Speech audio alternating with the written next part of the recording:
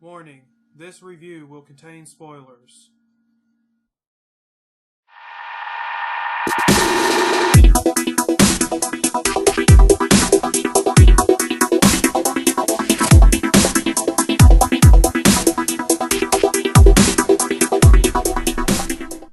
Hello YouTube, GeekyAustin here, and I just got back from seeing the new Ridley Scott film, Alien Covenant.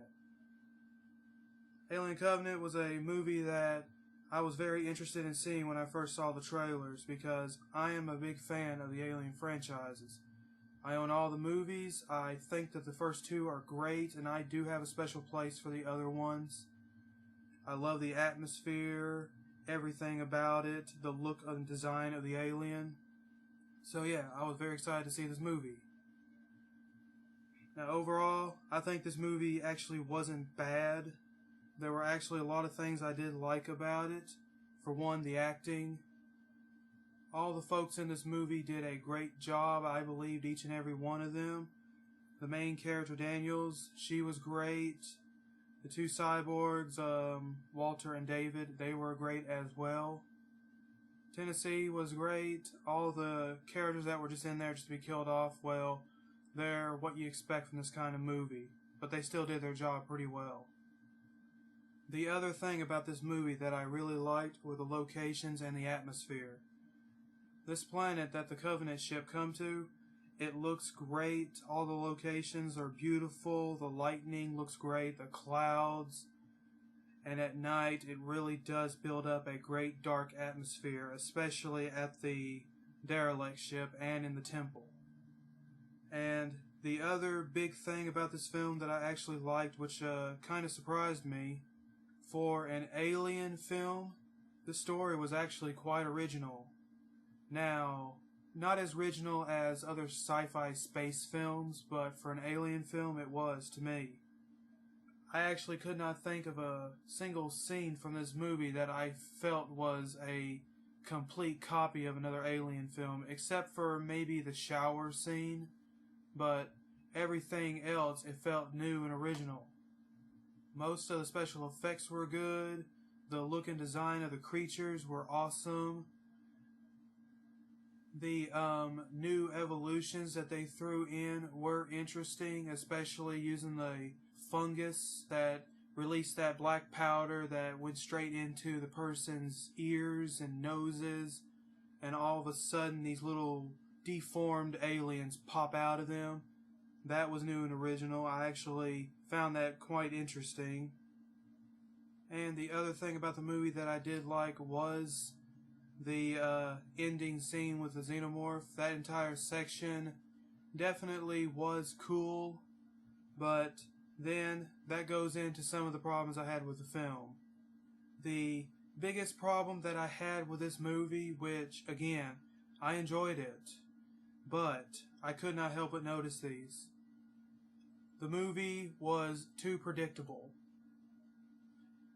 Now, I know this is kind of common with these kind of movies, but seriously, you could do a better job. Everything that involved David, the synthetic from the previous film Prometheus, all that definitely was predictable. The moment that they reveal that the woman from the previous film Prometheus, Elizabeth Shaw, that she was killed off, which is kind of a bummer because it would have been nice to see more with her. All that there, it was kind of obvious where it was going. Yes, David killed her in this movie. Again, it was just that. It was just too obvious. There's not much else I could say about that. And the other thing that was very obvious about David was that during all the scenes with Walter, you could look and tell where this was going. The fact that David was talking about being more perfect, that humans are basically just these things that die, they have no purpose, they're dying off, that thing. So yeah, because of establishing him as a pretty much a crazy synthetic, the entire ending sequence was very obvious because what basically happens is that Walter and David get into a fight, and the last thing you see of those two is Walter beating David to death and David grabbing a knife. The next scene, you see Walter, of course, running to Tennessee in the ship at fast speed, and through the rest of it, you see Walter there. He's got cuts on his faces. They get him stapled back together. His hand, which was bitten off earlier in the movie by one of these undeveloped xenomorphs. You see that too, so everything is set up to where it looks like it's Walter. So yeah, it's Walter. But then you start to question that through some of the scenes that you see him in next. And then finally, the big twist at the end, it was David the whole time. And again, I figured it out. I knew where it was going. It's possible, it's probably because that we had two characters in the movies that looked the same and sounded the same. So it's quite possible that I was able to figure it out because of that.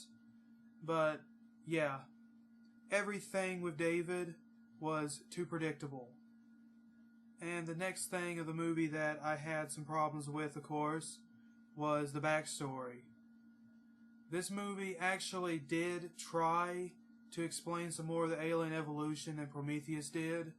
I honestly think that. The biggest thing that it showed is that David himself wiped out all of the derelict aliens on the planet in this movie. He wiped out all the aliens on this planet with the same black ooze from the previous film. And David himself engineered the facehuggers. Now, that right there I found interesting, but I felt they could have looked into it more. I really would have been more interested in knowing how he did it. And of course the other thing too, because they rushed the backstory because you have black ooze from the first movie, Prometheus, and then at the end of the film you had the undeveloped xenomorph. You see like maybe 5 of them in this movie, but all those aliens, there's no explanation of where they came from or how they were made. So once again, that's a little bit of information that is not answered. And now, I know that in some movies it really does not need to be explained, but when you got a movie that is set up as a prequel to an already developed franchise with a set of characters, technology, and an alien evolution that is already embedded into the minds of many people who watch the movies, stuff like this is not only confusing, but it's kind of lazy. And about the only other thing with the movie that I really had a problem with, again, just as I stated, the connection to the original. I know that it stated that Prometheus is supposed to be a remake, but this movie Alien Covenant is now trying harder to connect Prometheus to the first Alien movie. It's all of a sudden like Ridley Scott has changed his mind, and instead of coming up with a reboot series or a remake, he's now trying to make Prometheus into an actual prequel. And the biggest problem with trying to connect these is that now that we got it set up that a synthetic named David created these facehuggers, how did the derelicts get a hold of the facehuggers? Because as you can see in the first movie, on the derelict ship, you got this chamber with hundreds of these eggs, maybe thousands of them, all underneath this field. Where do they come from? Now, then at the end of the film, David does take over the Covenant ship, and the Covenant ship, of course, is like an ark, and it has thousands of people on it. I think the movie said 2,000 of them. So it's possible that with the facehugger embryos he brought with him, he could probably interbreed and make 2,000 eggs. So it's possible with a little bit of imagination you might be able to figure out a way to connect this film with the original Alien. But overall, yeah. Still, the movie was good. If you could overlook a couple of these problems, yeah, the movie was good. Some of the CG wasn't great, but a lot of it was. Again, the action was great, the acting was. The look and feel of this movie, it is like an alien film. It looks and feels like an alien film. the soundtrack is the original Alien score, and it sounds great. So, this is not a perfect movie, but it's not at all bad. I definitely think it's better than Prometheus. And, honestly, yeah, it's better than Alien Resurrection. So, overall, I would give this movie probably a 3.5 out of 5 or a B-. And thank you for listening. This is Geeky Austin.